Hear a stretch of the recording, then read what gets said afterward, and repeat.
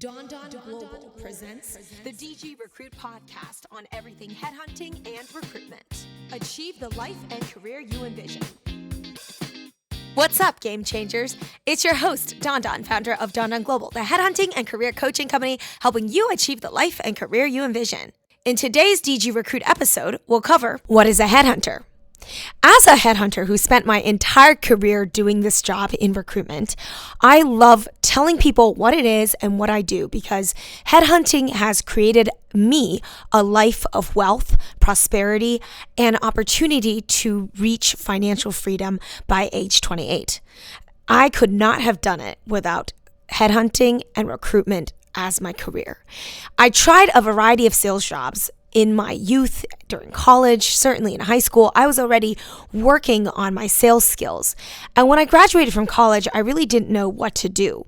So I stumbled into headhunting. Many people, if you ask them how they became headhunters, it's usually a funny story because in the US, headhunting is not a well-known career path. In fact, there are so many different types of recruitment jobs available that it is oftentimes confused with internal recruitment, talent acquisition, and frequently lumped together into HR.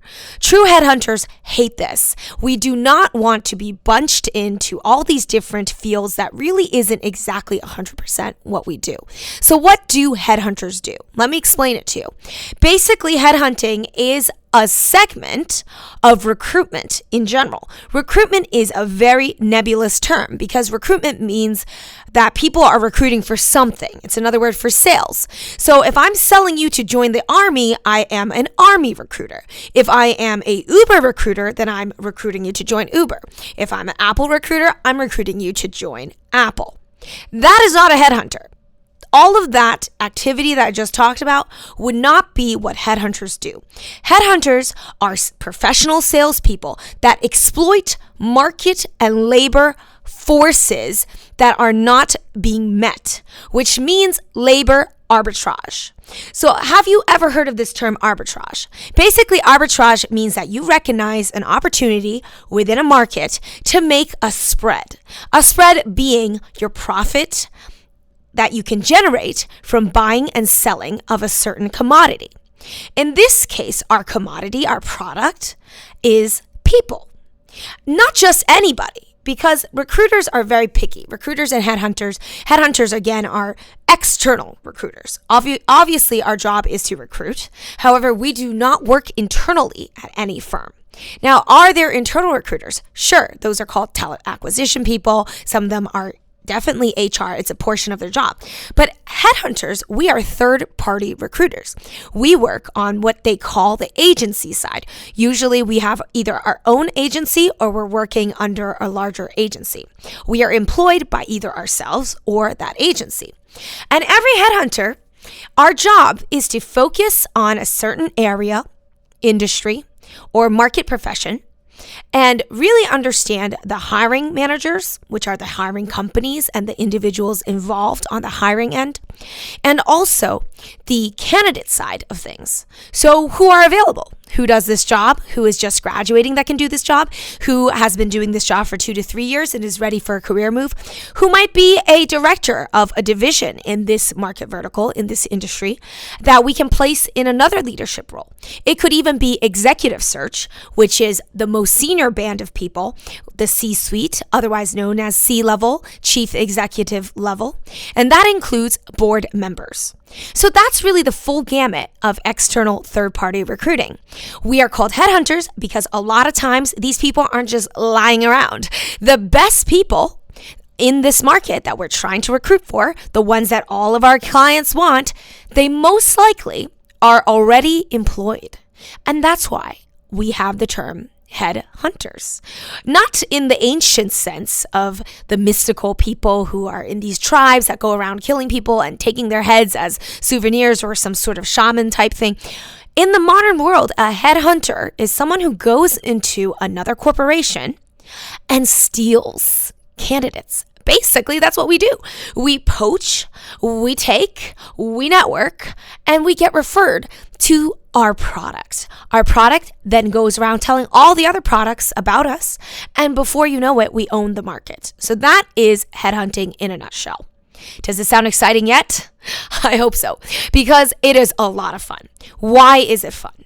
Because headhunting is so personal, this job allows you to go deep into somebody's life.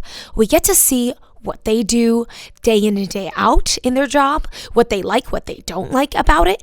And we also get to see at what stage did we meet this person? Did we meet this person as a young graduate?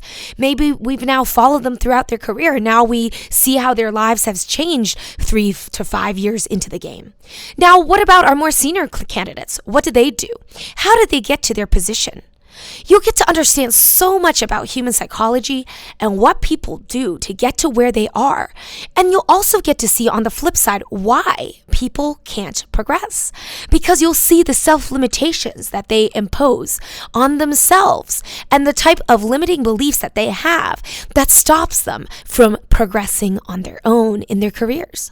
And so it is your job, dear headhunter, to go into their lives and touch them almost like an angel, to say, hey, I have options for you. You might be clouded in your career misery, in the job day-to-day misery, because how many people do you know are overworked, underpaid, exhausted, and miserable in their job? It's a lot of people out there. The retention numbers are increasing at rates unseen, because not only is retention acceptable from a social level, the information flow, the accessibility of new jobs have absolutely exponentially multiplied.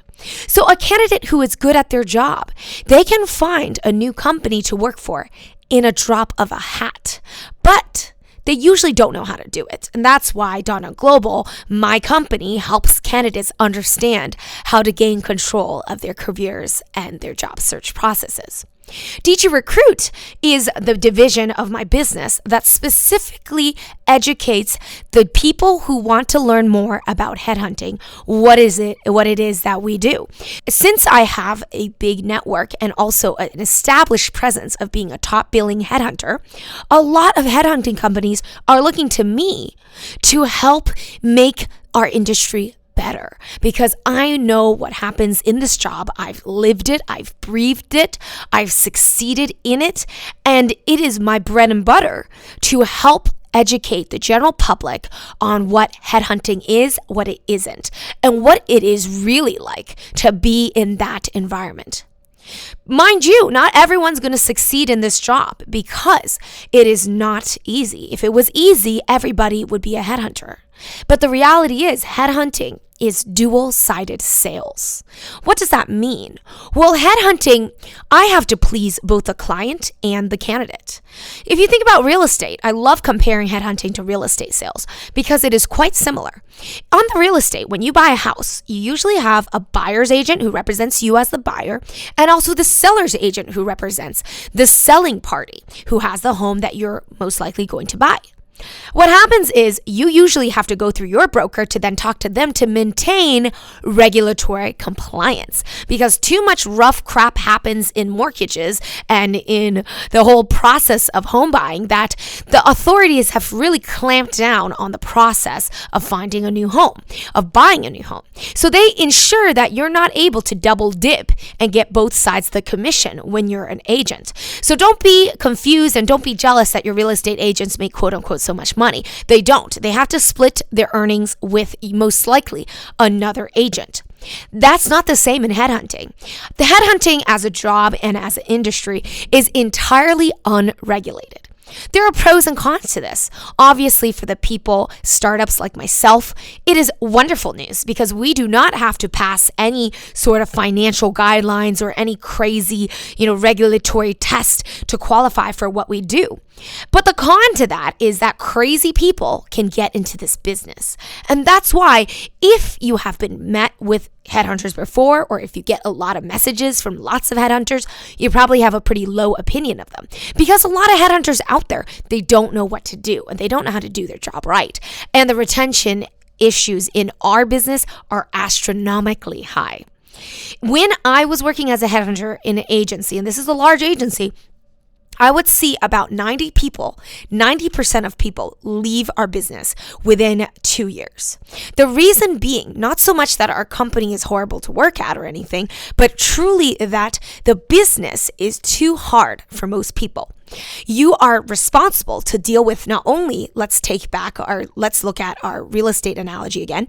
Not only are you expected to deal with the buyer, in this sense, the purchaser of talent, which is the clients that you're representing, and also the seller, who actually is your candidate. They're the ones that are selling their labor force.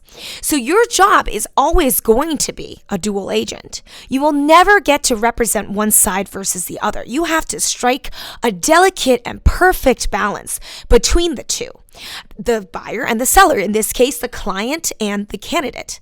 And you have to do that to stay viable. You cannot piss off your client, and you certainly can't piss off your candidate. So you have to be very careful how you set the stage from day one on both sides, so that there is as minimal of disturbance as possible in future negotiations. Your job is also to continue conducting interviews on behalf of the client to help them vet through potential candidates that you either headhunt or you're gaining from your network, as well as available third-party sites that accept resumes, such as Indeed, all those job sites. Headhunters have access to them. So we can go through those databases and see who we want to chat to. Our job is to vet them because we cannot fully submit somebody unless we feel confident about it. Headhunting is usually split up into two types. You'll usually meet either a permanent headhunter or you'll meet a contractor headhunter.